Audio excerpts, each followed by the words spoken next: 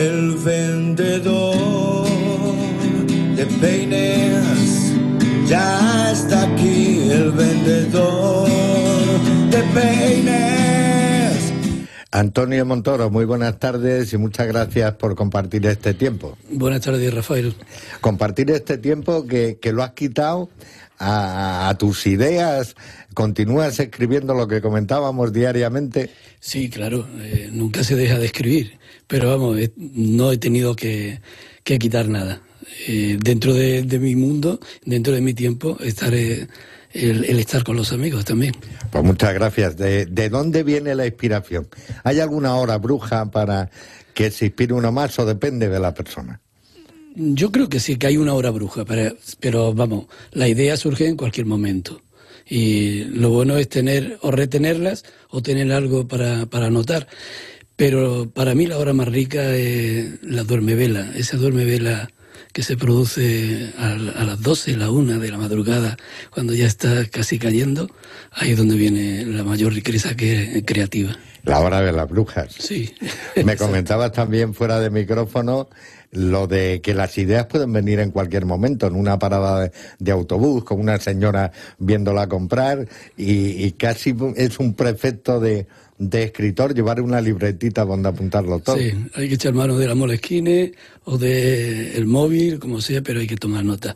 Si no, se pueden olvidar algunas notas muy interesantes que surgen. Sí, sí. Estamos presentando La fuente perdida de La Coracha.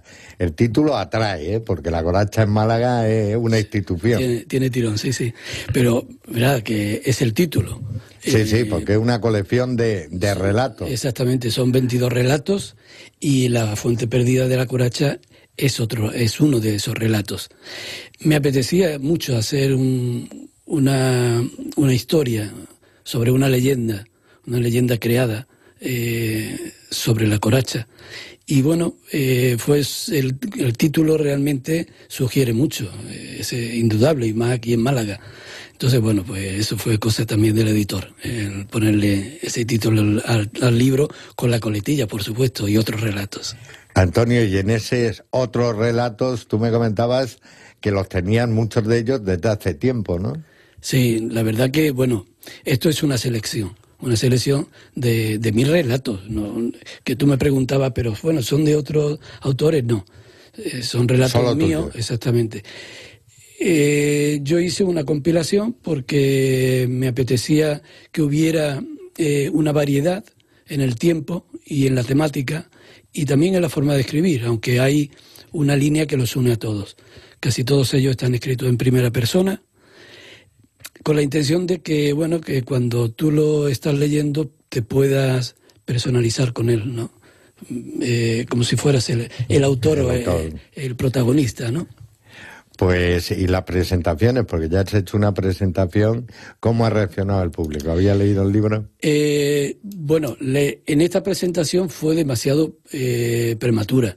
Se hizo una presentación en Loja, que es el pueblo donde yo... Sí. Pues bueno, las cosas ocurren algunas veces demasiado, como te he dicho, demasiado deprisa.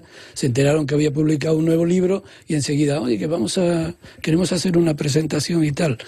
Y bueno, pues la gente se interesó, la gente estuvo, porque al fin y al cabo allí tiene uno muchos amigos, familia, conocidos, y los clubes de lectura y demás.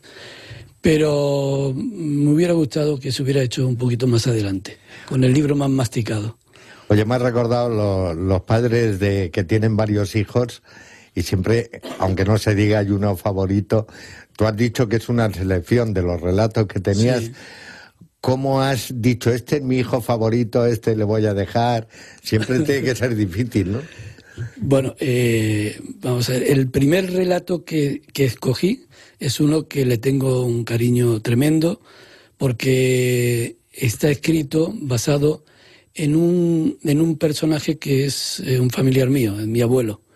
Él era un contador de historias, su padre era contador de historias, su abuelo era contador de historias y su bisabuela también. Y bueno, pues esa saga en la que hemos intentado entrar, es lo que a mí me gustaría ser, contador de historias.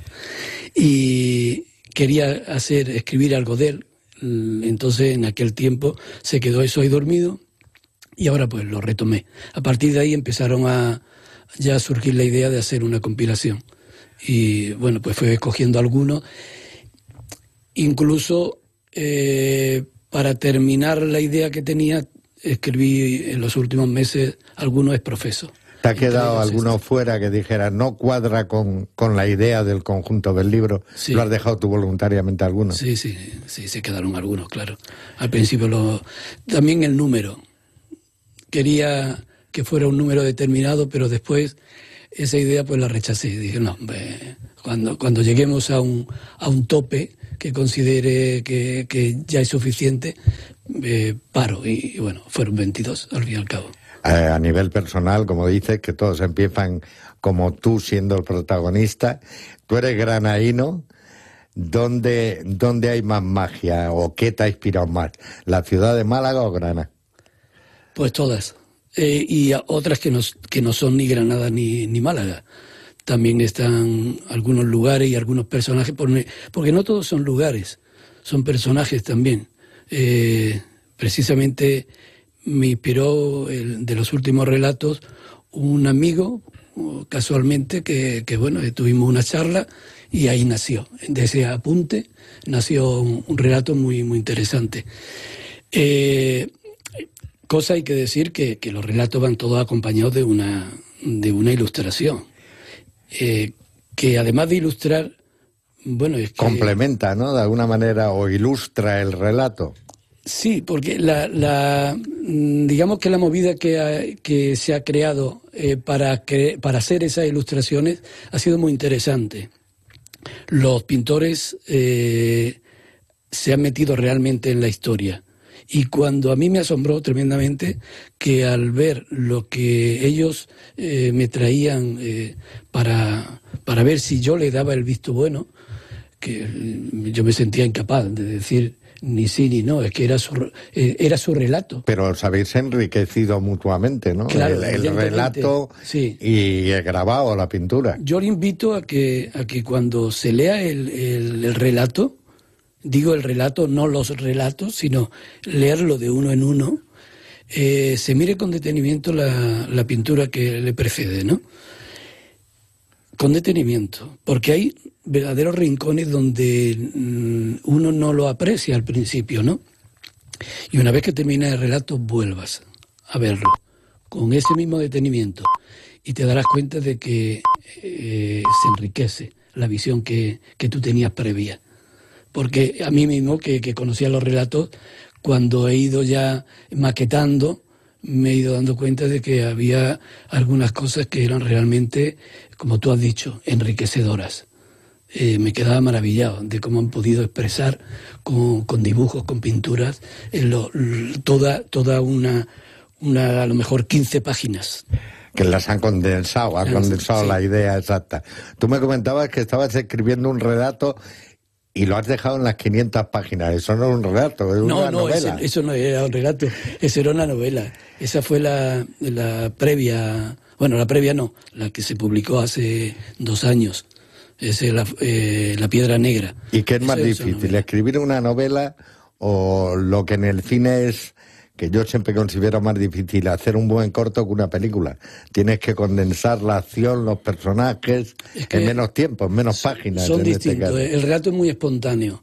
Y bueno, cuando surge la idea es muy hermoso, pero condensar eso en pocas páginas y transmitir lo que tú deseas, eso no es muy fácil. Te lleva su trabajo. Pero una novela es otra historia. Eso realmente es un trabajo de largo recorrido. Y como tal requiere su preparación. Exige más documentación también, ¿no? Sí, no es solo por la cantidad de páginas que pueda tener, sino que realmente el enlazar todas las historias y luego los lugares que visitan, los personajes, requiere una documentación muy meticulosa. ¿Hay algún hilo de unión en los relatos de La Fuente Perdida de la Coracha o son independientes? Son independientes, completamente independientes. Aunque hay 2 relatos que sí están unidos, los que se refieren realmente al personaje de mi abuelo. Uno es La Fuente del Paraíso, en la que es una historia en la que un abuelo le indica a su nieto, por medio de una narración, un camino a seguir para ir a un lugar determinado, una especie de Ítaca, ¿no? Una especie de camino iniciático.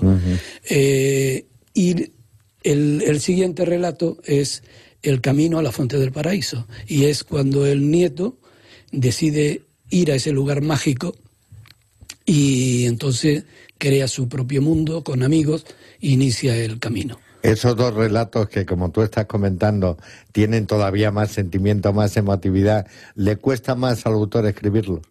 No, al contrario. Lo que pasa es que, bueno, cuando estás escribiendo... Digo a nivel de sentimiento, a nivel de desgarro del alma. Bueno, eso sí, incluso alguna vez tienes que parar porque... Una lagrimita acá y demás. Sí, es cierto. Oye, ¿y estás haciendo algo ahora, proyectos? Sí, lo que pasa que, bueno, pues Jesús ya me aconsejó una vez que cuando pariera el hijo, pues que esperara un tiempo y me dedicara, pues tal vez a esto, ¿no? A hablar con la gente, a presentarlo, y claro, eso te quita tiempo de escribir. Las presentaciones, ¿tienes próximas presentaciones del libro? Sí, hay una dentro de poco, el 19 de marzo de este mes, en el Centro Andaluz de las Letras, presentamos La Fuente Perdida de la Coracha, y a la vez que se hace también la exposición de las láminas de ilustración. ¿Te costó mucho esta colaboración con los pintores, con los ilustradores? ¿Os ofrecieron ellos? Sorprendentemente costó menos de lo que yo pensaba y fue más rápido de lo que me esperaba, ¿no? La primera era algo que estaba cosiéndose desde hacía muchos años, porque quien ilustra el relato de La Fuente del Paraíso es una pintora que además es familiar mío y es escritora también. Y habíamos quedado hace tiempo en que ella ilustraría el libro que un día se publicaría sobre el personaje de nuestro abuelo. Entonces, bueno, pues cuando decidí hacer esta compilación, la llamé, se lo dije y claro, evidentemente se ofreció enseguida. A los 2 días tenía yo ya la composición hecha, ¿no? Y cuando me di cuenta, digo, bueno, pues si hay 2, ahora no pueden estar los demás sin ilustración. Entonces busqué a un amigo pintor, le hice la proposición y tras él empezaron a llover ya la... Y por regla general, ¿qué fue primero, la ilustración o el relato? El relato, siempre. El relato, ¿no? Sí.